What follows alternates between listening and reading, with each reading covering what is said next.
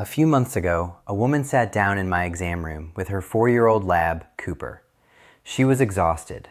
Not from anything medical, from guilt. Cooper had been destroying things every single day while she was at work. The couch, a pair of shoes, the corner of the baseboard near the front door.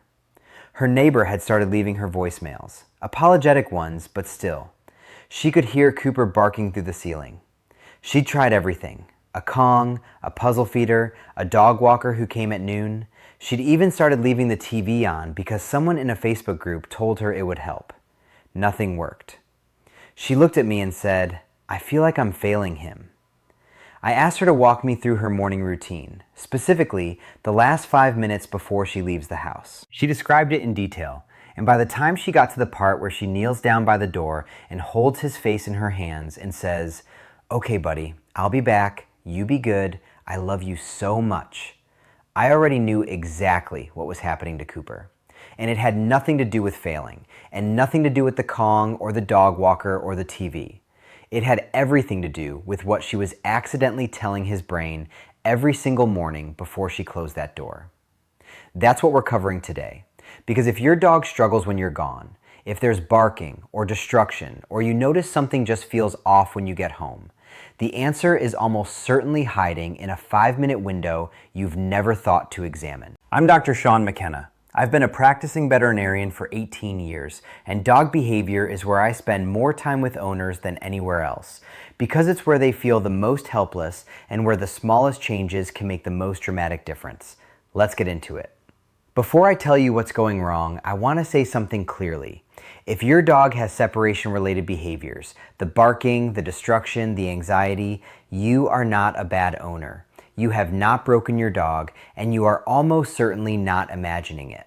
In my experience, the owners who struggle most with this are the ones trying hardest. You're researching at midnight. You're spending money on enrichment toys. You found this video. That's not what a failing owner looks like. The problem is an effort. The problem is that nobody ever explained to you what is actually happening in your dog's brain in the minutes before you leave. And once you understand it, once you really see it, everything looks different. The morning routine looks different. The goodbye looks different. Your dog looks different. So let's start there. Dogs are wired for social connection at a level that runs much deeper than most people realize. For thousands of years, the ancestors of domestic dogs lived in tight social groups. Safety came from being together. Being left alone didn't just mean loneliness, it meant vulnerability. It meant exposure. And the brain developed a fast, powerful alarm system to detect when that separation was happening. That alarm system is still running in your dog every single day. Here's what it actually looks like in your house. In the minutes before you leave, your dog is not just watching you the way you might watch TV. They are reading you. They're picking up on signals you don't even know you're sending. The pace of your movements, whether you're making eye contact or avoiding it, the quality of your energy in the room, whether your shoulders are tight, whether your voice is higher than usual. This is not intelligence the way we think about it. It's something older and faster than that. Pattern recognition at a deep instinctive level. And here's the part that most owners genuinely don't know. By the time you reach for your keys, your dog's alarm has often already been triggered. Not by the keys, by what happened in the 5 minutes before the keys. When that alarm fires, stress hormones flood through your dog's body. Heart rate increases, muscles tighten, the brain shifts from rest into high alert. The body prepares to respond to whatever is coming, even though nothing has come yet. And then you leave, the door closes, and all of that activation has nowhere to go. That's the chewed baseboard. That's the barking your neighbor records. That's the pacing your dog walker always mentions. It's not disobedience, it's not manipulation, it's a stress response that was already running before you walked out and then got left alone to run its course. Now here is the part that changes everything. The same alarm system that makes your departure routine a trigger can make it a calming signal. Your dog reads your signals with extraordinary precision, which means you can use those exact same 5 minutes to send a completely different message. A message that says, nothing unusual is happening. This is ordinary. Rest is the appropriate response. Here's how you do it. 5 steps. And please don't skip ahead to step 5. It takes 30 seconds, it's free, and for many dogs, it makes more difference than everything else combined. Step 1, the calm arrival. In the 2 minutes before you leave, most owners do one of two things. They make the goodbye big, emotional. They kneel down, speak in that fast, affectionate voice, give one last long hold, because they love their dog and leaving feels hard. I understand that completely. It comes from the best place. Or they do the opposite. They've heard that engaging the dog before leaving makes it harder, so they avoid eye contact, move quickly, and slip out the door without acknowledgement. Both of these miss what your dog actually needs in that moment. What dogs respond to best before separation is not emotional warmth and not absence. It's calm, grounded, steady presence. The kind that says without words, I see you, I am at ease, and everything around us is exactly as it should be. Here's what this looks like in practice. In the last 2 minutes before you leave, move toward your dog without urgency. Slow down deliberately. Soften your face, relax your jaw, let your eyes go easy. Make gentle eye contact for about 10 to 15 seconds. Not a focused stare, not an intense gaze, the kind of relaxed eye contact you'd make with someone you love at the dinner table. Then look away first, calmly. Look across the room at something neutral. In dog communication, the one who breaks eye contact first is communicating that there's nothing to be on guard about. No threat, no tension, nothing coming. It's a signal your dog's brain reads without any translation required. The whole sequence takes about 20 seconds. It genuinely changes the starting point your dog is in when you leave. One honest note, this calm has to be real, not performed. If you're anxious, running late, mentally 3 steps ahead, your dog knows. They're reading your actual state, not the face you're putting on. So you may need to take one slow breath before you approach. Ground yourself for 5 seconds. That's not wasted time, that is the step. Step 2, the 30-second release. Your dog is carrying physical tension in their body right now, even if nothing stressful has happened today. Tension accumulates in muscles the way it accumulates in yours, especially if there's been any anticipation, any alertness, any monitoring of your movements during the morning. And here's what matters. When the body holds tension, the brain stays alert. Physical tightness and mental alertness feed each other. You can't fully settle one without addressing the other. Most owners, when they comfort their dog before leaving, give a quick pat on the head or a fast ruffle of the ears. Genuinely loving gestures. But at the level of the nervous system, fast touch activates. It raises arousal.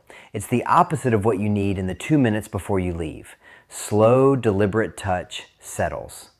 There are 2 areas on a dog's body where tension tends to concentrate the most. The first is the webbing between the front toes. It sounds unusual, but press your fingers gently into that area on a stressed dog and you'll often feel how held it is. The second is the groove along the chest where the front legs meet the sternum, a soft channel of muscle that tightens when a dog's stress response is running. 30 seconds. That's all this takes, using slow circular pressure in the toe webbing or along the chest. Keep your hands soft. Keep your pace deliberate. The goal isn't to excite them, it's to release something that's been held. Think of it like loosening a knot that's been there since morning. I've watched this change a dog's entire body posture in under a minute. A dog that was panting and watching the door was lying flat with a slow blink before the owner even stood back up. It works because you're speaking directly to the physical component of the alert state, and when the body releases, the brain follows. Step 3, the unremarkable exit. This is where most owners undo the good work they've just done, and it's the hardest step to follow because it requires doing less when everything in you wants to do more. The departure itself needs to be boring. Dogs mirror the emotional energy of the people they're bonded to. This isn't a metaphor, it's a neurological reality. When you leave with high emotion, they escalate. When you leave with low, steady, ordinary energy, they have no incoming signal telling them that anything unusual is happening. The dramatic goodbye, the kneeling down, the whispered, "I'll miss you, you be good, I love you so much," feels loving. I know it does. And the love behind it is completely real. But what it communicates to your dog's brain is that leaving is a high-stakes emotional event. And when an animal's brain receives that signal, it prepares. It doesn't know for what, It just prepares. And then you're gone, and that preparation has nowhere to go. What to do instead? In the last 2 minutes at home, move at your normal pace. Keep your voice low and even if you speak at all. Right before you step out, say one simple, calm phrase in a flat, ordinary tone. Something like, "back soon," or "see you later." Whatever feels natural. The words don't matter as much as the consistency. Use the same phrase in the same tone every single time. Over weeks, it becomes its own signal. It tells your dog's brain, this is a known event with a known ending. Then leave.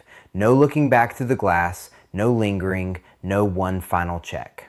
I know this can feel cold. Owners tell me all the time that it felt almost mean, how matter-of-fact it was. That feeling is real and it's worth acknowledging, but it's information about your own experience of the separation, which is valid and which you can process in the car. At the door, what your dog needs is not your emotion. They need your regulation. Step 4, the scent anchor. This is the step I started recommending about 10 years ago when the research started coming in, and it has stayed in my standard advice ever since. It works especially well for sensitive dogs, rescue dogs, and dogs who have experienced any instability in their history. Dogs navigate their emotional world primarily through scent. Your scent isn't just pleasant to your dog, it is information. At a chemical level, it tells their brain, my person exists, my person was here, I am not alone in this space. When you've been gone for a few hours, your scent in the house fades. If you cleaned that morning, if you showered and put on fresh clothes, the ambient scent that your dog relies on to feel safe is reduced. And its absence is felt in a way they can't articulate and you can't see. The fix takes 10 seconds. Before you leave, take a recently worn piece of clothing, a t-shirt, a sweatshirt, something you've had on your body in the last day or two, and place it in your dog's favorite resting spot, their bed, their crate, wherever they naturally settle.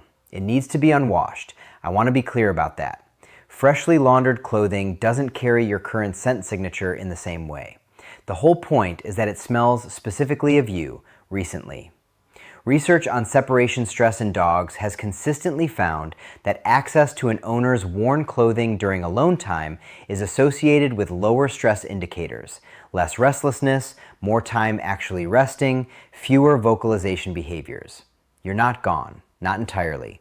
You've left a version of yourself behind, a chemical message that says, I exist, I am nearby, this space belongs to us. You can rest here. Step 5. Control the sound environment.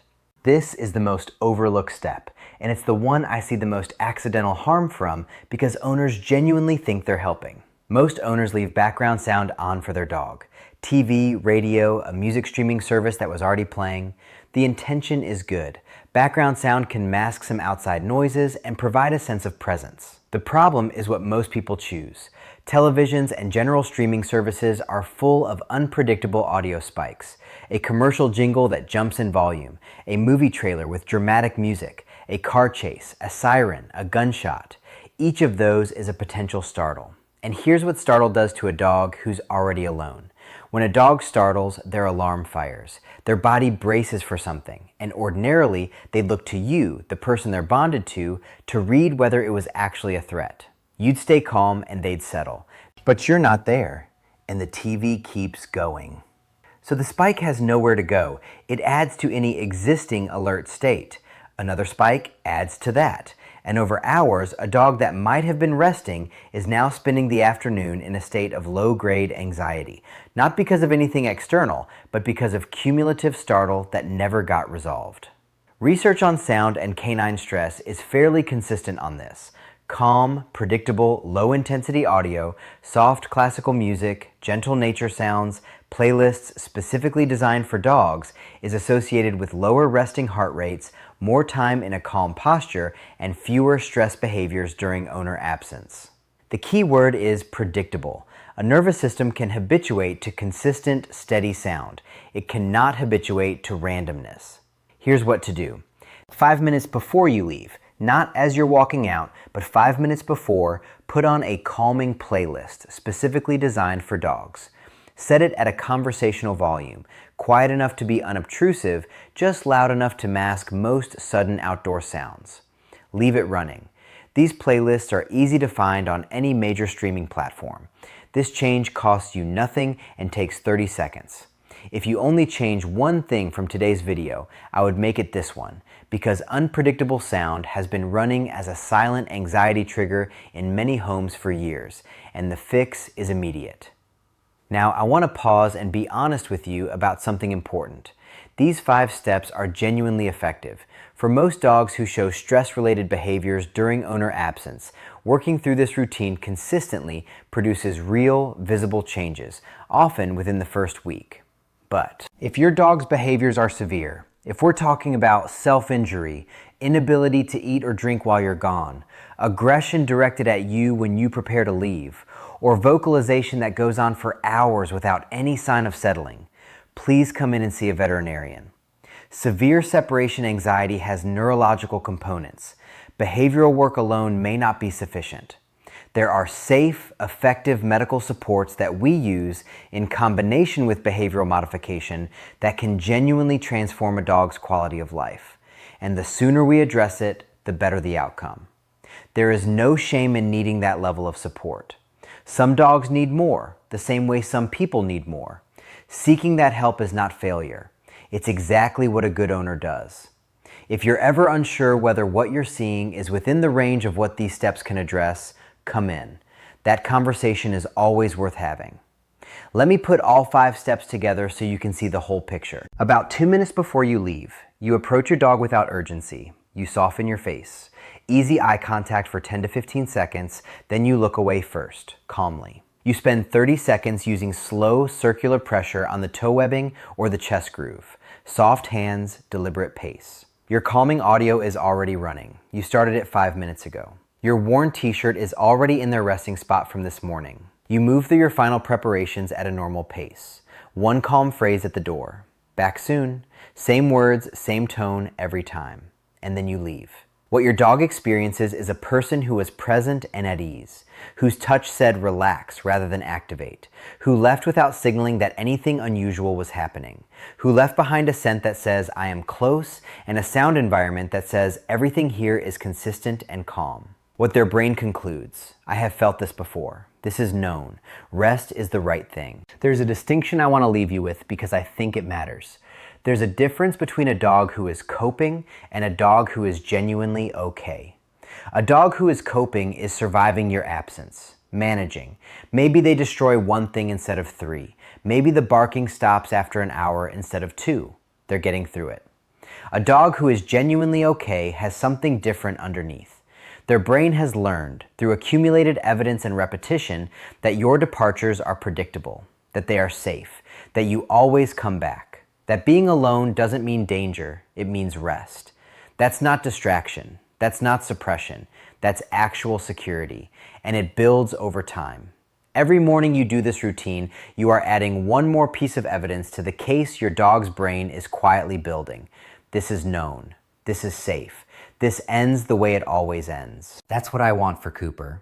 That's what I want for your dog. Not a dog who is white-knuckling it while you're gone, a dog who puts their head down and sleeps. You can give them that. Starting tomorrow morning, 5 minutes, 5 steps. Let me quickly run through what we covered today. Step 1, calm approach ritual. 2 minutes before you leave, soft eye contact, look away first. Step 2, targeted touch. 30 seconds of slow circular pressure on the toe webbing or chest groove. Not fast padding. Step 3, the unremarkable exit. Low energy, 1 consistent phrase, no looking back through the glass. Step 4, the scent anchor. A recently worn, unwashed piece of your clothing in their resting spot, placed before you leave. Step 5, predictable sound. A dedicated calming playlist started 5 minutes before you go at a gentle conversational volume. Under 5 minutes, every morning. It changes what your dog experiences for the next 8 hours. The one thing I want you to hold on to from today, your dog is not broken. They are responding to signals. Change the signals and you change the response. If something clicked for you today, if you saw your morning routine differently, I'd love to hear about it. Drop a comment and tell me your dog's name and which of these 5 steps you're starting with tomorrow. I read every single one. If you're not subscribed yet, please do. Every week we cover dog health and dog behavior from a real clinical perspective. The stuff that actually shows up in my exam room, explained in a way you can actually use. Take good care of your dog. They are doing the very best they can with what they have. So are you.